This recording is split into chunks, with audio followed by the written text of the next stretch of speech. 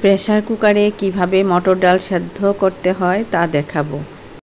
Evergreen 757 চ্যানেলে আপনাদের স্বাগত। আজ মটর ডাল সেদ্ধ করাটা দেখাবো। ভালো করে ধুয়ে নিচ্ছি, পরিষ্কার জল আসা পর্যন্ত মটর ডালটা ধুয়ে নেব।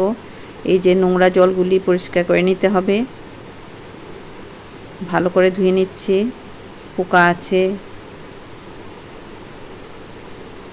এভাবে ধুয়ে নিতে হবে কচলিয়ে কচলিয়ে, তাহলে তাড়াতাড়ি ডালটা পরিষ্কার হয়ে যাবে।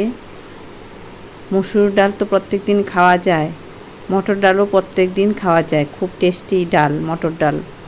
আগের দিন রাতে ভিজিয়ে রেখেছি, পরের দিন সকালবেলা ডালটা আবার ধুয়ে নিয়েছি, ধুয়ে প্রেসার কুকারে নিয়ে নিচ্ছি।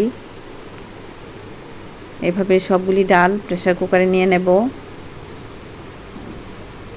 এই প্রেসার কুকারে ডালটার মধ্যে জল দিচ্ছি, ডাল অনুযায়ী আমি এখানে জল দিয়েছি। নুন দিচ্ছি এই পরিমাণে, প্রয়োজনে আবার দেব পরে।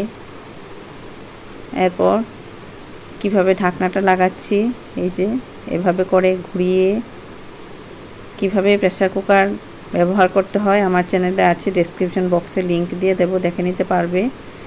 এখন আমি এটা দেখিয়ে দিচ্ছি কিভাবে লাগাতে হয় প্রেসার কুকার। এই যে এখানে এটাতে লক করে দিলাম।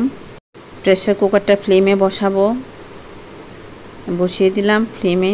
15টা হুইসেল হলো। এভাবে আমসি নিয়েছি, আমসিটা ভিজিয়ে রাখবো 5 মিনিট। সাদা আমসি কিভাবে তৈরি করতে হয় আম দিয়ে আমার চ্যানেলে আছে, ডেসক্রিপশন বক্সে লিংক দিয়ে দেব, দেখে নিতে পারবে।